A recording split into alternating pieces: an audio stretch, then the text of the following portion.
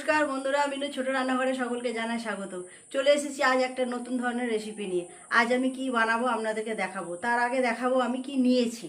এই দেখুন, এত বড় একটা কালো তাল নিয়েছি, আর নিয়েছি এখানে নারকেল।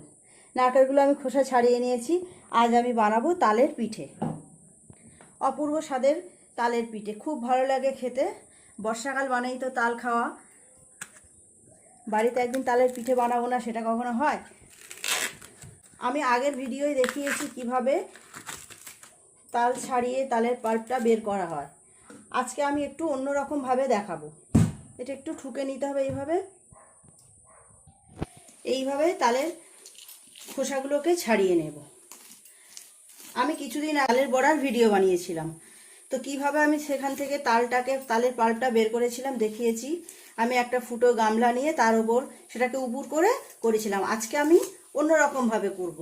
এই দেখুন, এই যে নিয়েছি একটা গ্রেটার, এই গ্রেটারের ওপরে রেখে আমি করব।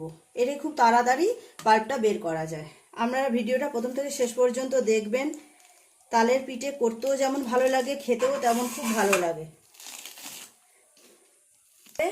আস্তে আস্তে পুরো তালের খোসাটাকে ছাড়িয়ে নেব।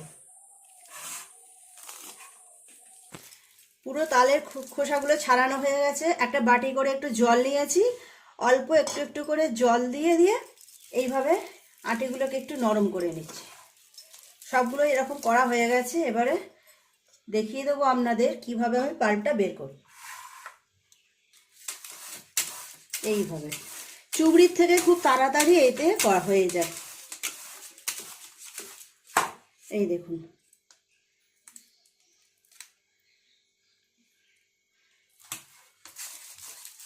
খুব তাড়াতাড়ি এইভাবে পাল্পটা বের করা হয়ে যায়। এইভাবে পুরো তালটা থেকে আমি পাল্পটা বের করে নেব। নিয়ে পাল্পটাকে আমি জাল দিয়ে নেব কড়ার মধ্যে। নারকেলটাকেও আমি রেডি করে নেব, নারকেলের পাকটা। আজ নারকেলের পাকটা আমি গুড় দিয়ে করব, চিনি দেব না। আর বাজারে তো এখন প্রচুর পরিমাণে তাল পাওয়া যাচ্ছে। গুড়টা অনেক দিন থেকে ফ্রিজে একদম শক্ত। এইভাবে পুরো গুড়টাকে আমি কুড়িয়ে নেব, নিয়ে নারকেলের পাকটা করে নেব। পুরো গুড়টাই আমি এইভাবে ঘষে নিয়েছি। এবার কড়াইয়ের মধ্যে নিয়ে নেব গুড় আর নারকেলটা। সব নারকেলটাই কড়াইয়ের মধ্যে নিয়ে নেব।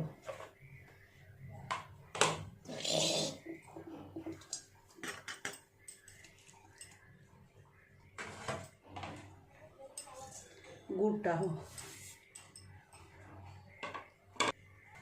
সব নারকেল আর গুড় একসাথে নিয়ে নিয়েছি। নিয়ে এইভাবে একটু মিশিয়ে নিয়ে গ্যাসে বসিয়ে দেব।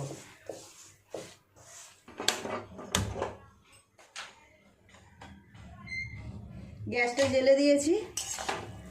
এইভাবে নেড়ে নেড়ে নারকেলের পাকটাকে করে নেব।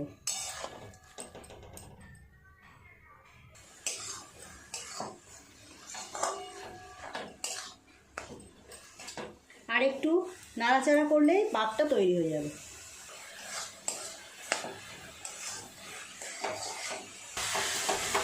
নারকেলের পাকটা প্রায় হয়ে গেছে।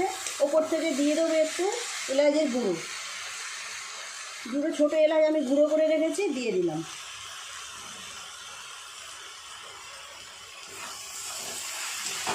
আর 2 মিনিট নেড়ে নিয়েই গ্যাস অফ করে নামিয়ে নেব।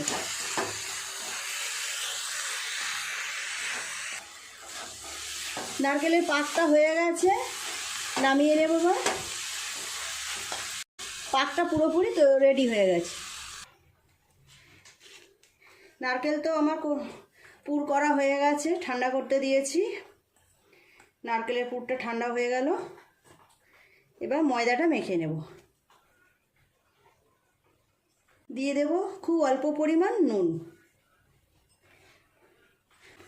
শুকনো ময়দাটার সঙ্গে নুনটাকে মিশিয়ে নেব। তারপর তালের পাল্পটা দিয়েই আগে ময়দাটাকে মেখে নেব।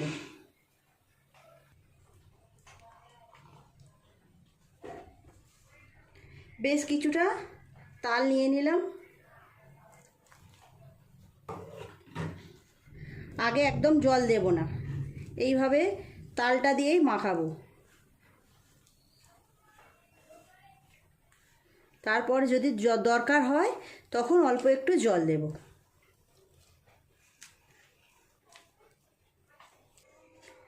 তাল দিয়ে তো অনেক রেসিপিই করা যায়। তালের বড়াও যেমন ভালো লাগে, তালের পিঠেও খেতে কিন্তু খুব ভালো লাগে।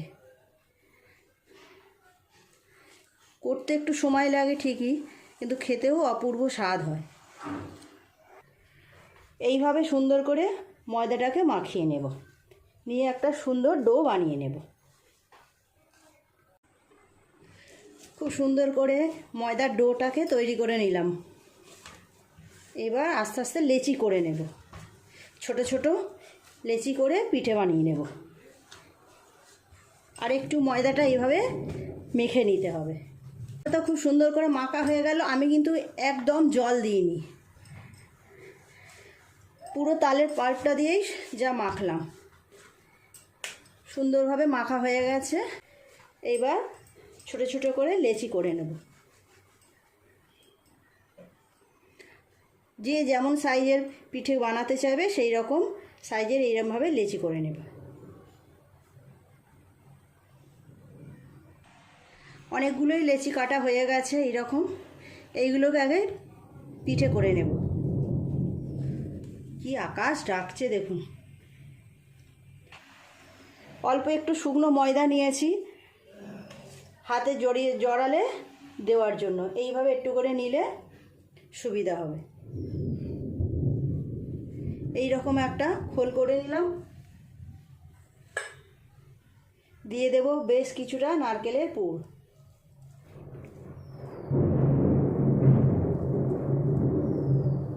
শুনতে পাচ্ছেন আকাশ ডাকার কি আওয়াজ? যেরকম বিদ্যুৎ চমকাচ্ছে, মেঘ ডাকছে, সেই পরিমাণে বৃষ্টি হচ্ছে না। তৈরি হয়ে গেল একটা তালের পিঠে। দেখুন কত সুন্দর দেখতে লাগছে। আমি একটু বড় বড়ই করলাম। নারকেলের পুরটা বেশি করে দিলে বড় হলেও কোনো অসুবিধে নেই। আরও একটা আপনাদের করে দেখাচ্ছি।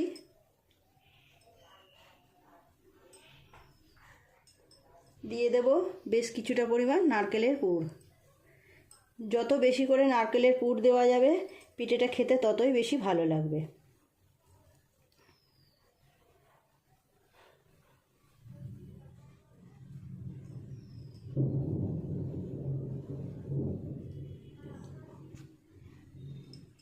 এই দেখুন তৈরি হয়ে গেল দুটো পিঠে। এইভাবে সব লেচিগুলো থেকে আমি পিঠে বানিয়ে নেব। বন্ধুরা দেখুন, দেখতে দেখতে অনেকগুলো পিঠে আমার বানানো হয়ে গেল। কেমন দেখতে লাগছে দেখুন। এইভাবে বাকি যে ময়দাটা আছে এটা দিয়েও পুরোটা বানিয়ে নেব। এই আর একটা বানানো হয়ে গেল।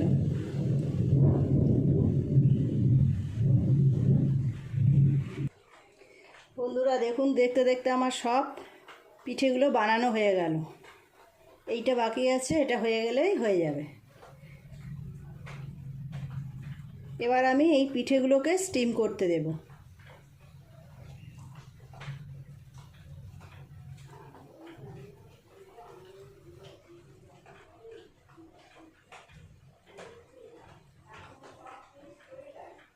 এই দেখুন সব পিঠে তৈরি হয়ে গেল। আমি একটা বড় জায়গায় করে জল গরম করতে দেব। তার উপরে একটা গামলা বসিয়ে পিঠেগুলোকে ওর উপরে সাজিয়ে দেব, দিয়ে ঢাকা দিয়ে স্টিম করে নেব। আমি এই গামলাটা নিয়েছি, গামলার মধ্যে পিঠেগুলোকে এইভাবে সাজিয়ে দেব। একটা একটা করে সব সাজিয়ে দেবো, দিয়ে গরম জলে ভাপাতে দিয়ে দেব। সব পিঠেগুলো আমি এইভাবে সাজিয়ে নিয়েছি। এখানে জল গরম করতে দিয়ে দিয়েছি। এই ডেকচির উপর বসিয়ে দেব। এবার ওপর থেকে একটা ঢাকা দিয়ে 15 মিনিটের জন্য এরকম চাপা দিয়ে রেখে দেব। স্টিমে এগুলো সিদ্ধ হয়ে যাবে। 15 মিনিট পরে দেখা হচ্ছে। পিঠেগুলো কতটা সিদ্ধ হয়েছে একবার ঢাকা খুলে দেখব। সুন্দর দেখতে লাগছে দেখুন। সব পিঠেগুলো আমি অন্য জায়গায় তুলে নিয়ে আপনাদের দেখাবো। কত সুন্দর দেখতে লাগছে দেখুন। কিছুক্ষণ আগেই গ্যাসটা অফ করেছিলাম, একটু ঠান্ডা হয়ে গেছে। হঠাৎ খুব জোর বৃষ্টি এসে গেল, জামা কাপড় তুলতে গিয়ে পুরো ভিজে গেলাম, আবার কাপড় পাল্টাতে হলো।